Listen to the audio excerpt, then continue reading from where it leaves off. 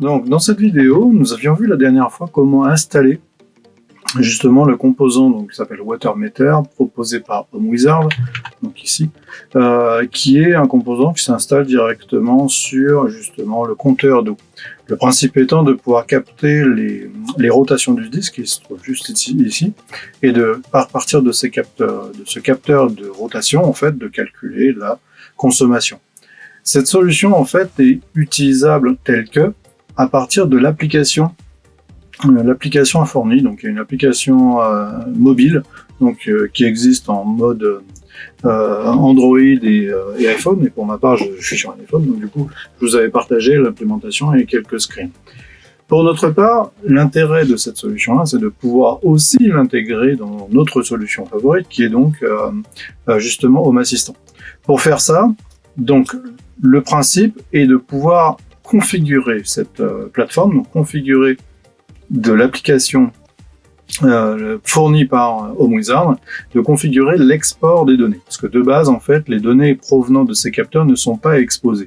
Elles sont exportables, mais en fait protégées. Donc, en gros, on peut avoir différents capteurs et dire que ce capteur-là sera les informations de ce capteur seront transférées via les API dédiées, donc, ou non. Donc ça peut se faire capteur par capteur. Moi, de cette maison, donc HomeWizard, qui propose différentes solutions de contrôle et de mesure d'information, en fait, je n'ai que celle-là, donc du coup, en fait, ça se fait depuis l'application mondiale. Donc voyons rapidement comment on fait. Donc là, j'ai fait un petit record rapide justement de cette solution-là pour pouvoir voir ce que ça donne. Donc, de cette solution-là, on voit tout de suite la consommation et on a un menu sur le haut, donc Settings, qui nous permet d'aller dans la partie Mesure. Donc, on va dans Mesure et là, on voit nos capteurs qui sont listés. Si on va sur le détail, on voit en fait en bas un bouton qui s'active ou désactive qui s'appelle API local. Et ce bouton-là, si on l'active, on autorise le transfert d'informations vers une solution tiers. Si on le désactive, dans ce cas-là, on interdit le partage d'informations vers une solution tiers. Donc, une fois qu'on a fait ça, le plus simple étant d'aller sur Home Assistant. Donc là, j'ai mon environnement de test. Je vous rappelle que j'ai un Proxmox avec différents environnements. Donc j'en ai un de prod et puis 2 de test qui me permettent de pouvoir justement vous expliquer comment ça marche. Donc si on va dans l'environnement de test, où je n'ai pas encore configuré justement cette solution-là, on voit justement une notification qui apparaît. Donc depuis que j'ai configuré cette plateforme, j'ai une notification sur tous mes Home Assistants qui me proposent justement d'aller vérifier, donc j'ai bien un nouvel appareil qui est visible, d'aller vérifier quel est cet appareil en question. Et quand on va dedans, on voit bien qu'on a WaterMeter, donc je vous rappelle que WaterMeter, c'est le nom, enfin l'objet en question de la maison HomeWizard. Donc on a bien le WaterMeter qui apparaît. Donc si je vais ajouter, donc il me demande bien si je suis d'accord d'ajouter ce composant. On a d'ailleurs l'IP qui est, parce que cet appareil est un composant Wi-Fi, il est configuré en Wi-Fi sur votre box d'Internet, en tout cas de votre réseau local. Donc il me demande bien si je suis d'accord de pouvoir intégrer ce composant-là, donc le WaterMeter, dans mon interface Home Assistant, et si je fais valider, donc il va me demander quelle pièce, donc là je vais mettre cuisine, parce que à la limite ce n'est pas grave dans ce cas-là, et je fais terminer. À partir de ce moment-là, c'est fait. Donc on a un appareil qui est configuré, donc le HomeWizard, le fournisseur. On a un appareil, donc le WaterMeter. Et donc cet appareil nous propose un certain nombre de mesures, donc notamment les deux qui nous intéressent vraiment, qui sont la Total Water Usage et le Water Usage, donc la litre par minute. Si on va sur maintenant la partie accueil, en fait on a bien justement notre composant qui apparaît ici. Donc ça, c'est vraiment tout basique. Donc maintenant, il est configuré le truc. Par contre, comment est-ce qu'on fait pour l'intégrer justement dans le module énergie? Je vous rappelle que c'est quand même le module énergie qui est le côté intéressant de cette plateforme. Donc il faut simplement aller dans module énergie. Et à ce moment-là, pour l'instant, on n'a pas de solution, on n'a pas de mesure de consommation d'eau. Donc on va ici cliquer sur ce menu et configuration de l'énergie, ou configurer l'énergie. Et là, en fait, si on regarde consommation d'eau, le menu du bas, on a bien ajouté une source d'eau. Donc, à partir du moment où on clique là-dessus, il va nous proposer justement le total water meter usage, donc qui est une consommation en fait totalisée, c'est-à-dire que c'est en litres, et on a l'information qui nous est disponible directement. Donc si on fait ça, on n'a pas besoin de suivre les coûts, parce que dans ce cas-là, je m'en moque un peu, et puis on fait enregistrer. À partir de là, en fait, on aura une information qui sera disponible dans notre système et qui s'affichera en litres.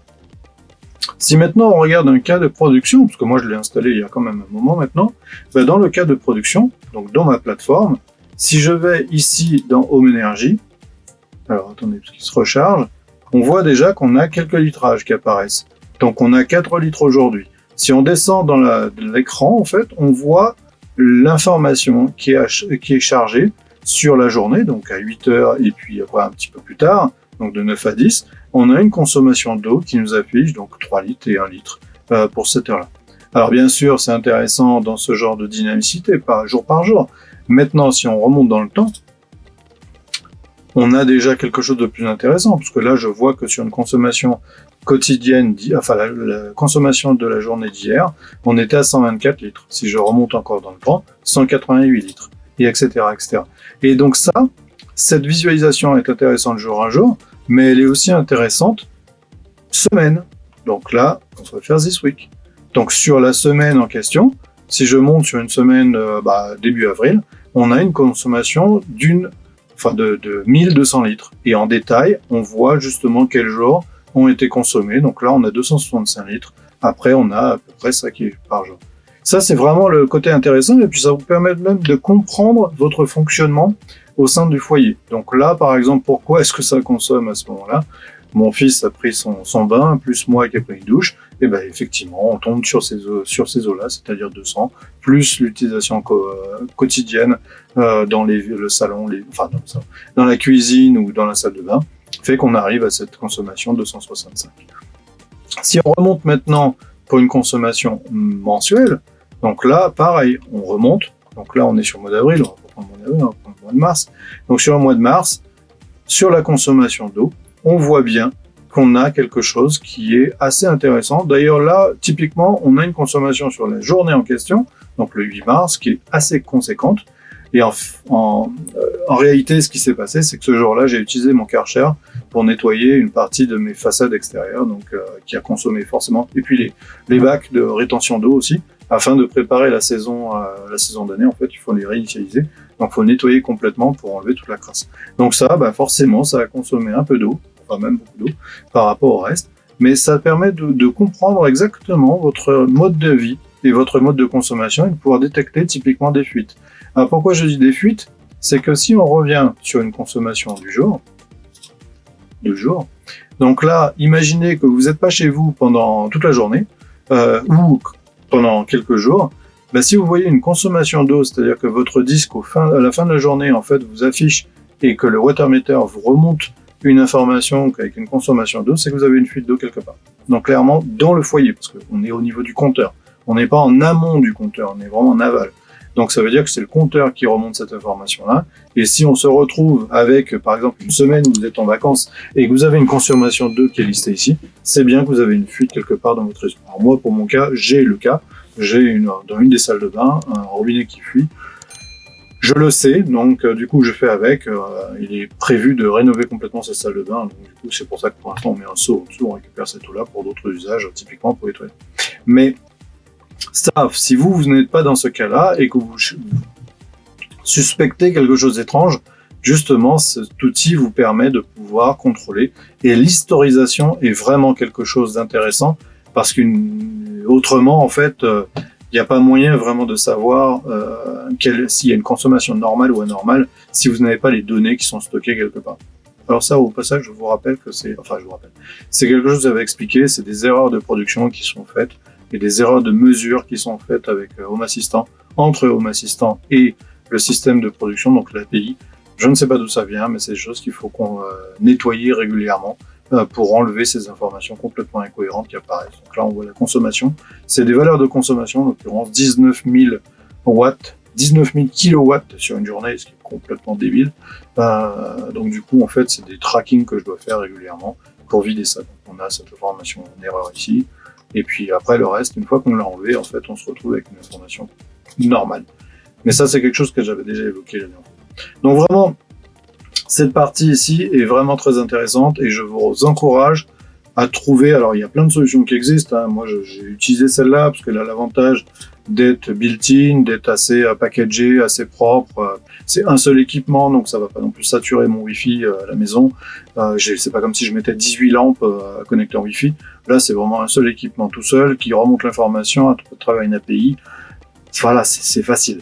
Mais maintenant, il y a d'autres solutions qui fonctionnent en Zigbee natif et qui vous permet justement de pouvoir faire à peu près la même information, la même capture et le même stockage d'informations. D'ailleurs, on voit l'installation au passage que je vous avais expliqué la dernière fois, qui est exactement ce que j'ai fait sur mon compteur en précis.